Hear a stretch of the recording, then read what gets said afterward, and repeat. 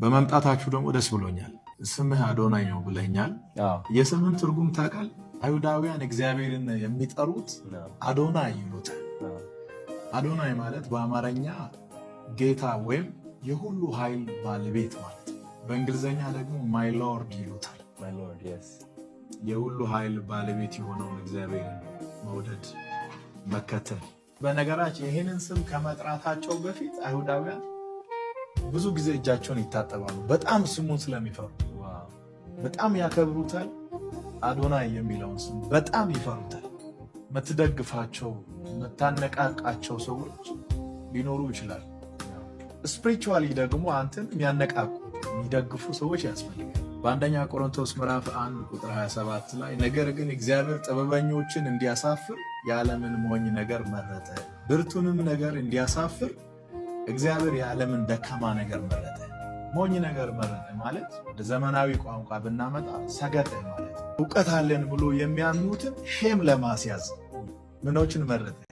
ሰገጤ ባይዛለኝ ስግጥ ፍምስ የሚል እኔ ላበረታታ እፈልጋለሁ። አዶናይ በርትተህ ቀጥል ይሄንን ስራ። ቤት መከራየት እፈልጋለሁ ለነሱ። አሁን ገንዘብ ቢኖርህ አንድ ቀን ቤት ገንብተህ አትጨርስም።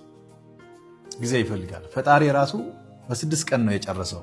አቅም አጥቶ ሳይሆን ነገሮቹን ስቴፕ ባይ ስቴፕ ሰርቶ ውበት እንዲኖረው ፈልጎ ነው እንጂ እግዚአብሔር አንድ ጊዜ ዓለምን ቡም አድርጎ መዘርጋት አይችልም። ኃይል አለው። ቤት ክራይ ቢይዙ የእነሱ ቤት ክራይ የ1 ዓመት እኔ ከበር ማድረግ እችላለሁ። ቴንኪው በጣም እናመሰግናለን። በኋላ አዶናይ ፋውንዴሽን መፈጠር አለ።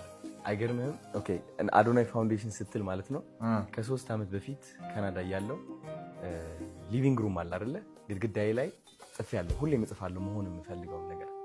ከዛ ከነሱ ሁሉ ምን ይላል መሰለህ? አዶናይ ፋውንዴሽን ይላል።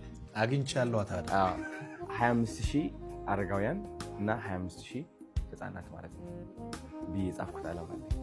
አሁን እንደዛ ብለህ ስጠራው እሱ ትዝ ስላለኝ ነው የነገርኩህ።